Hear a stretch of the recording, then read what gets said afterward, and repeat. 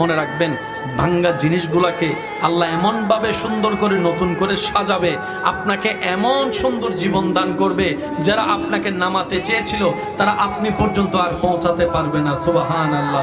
যারা আপনাকে টেনে ধরে নামাতে চেয়েছে তারা অনেক পিছনে পড়ে থাকবে, আপনি রবের রহমত নিয়ে অনেক দূরে এগিয়ে থাকবেন। মনে রাখবেন, শুধু একটু সয়ে যাবেন, একটু ধৈর্য ধরে থাকবেন, একটু সহ্য করে চুপ করে থাকবেন।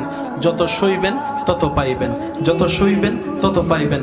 কোনো আফসোস নাই, কোনো আপত্তি নাই, কোনো হা হুতাশ নাই। রবকে শুধু এতটুকু বলবেন, যখনই মন খারাপ হবে সিজদায় মাথাটা ঝুঁকিয়ে, ইয়া রব, আমি যা পেয়েছি কোনো কিছু পাওয়ার যোগ্যতা আমার কাছেই নেই, সব তুমি দয়া করে দান করেছো, সব তুমি দয়া করে দান করেছো।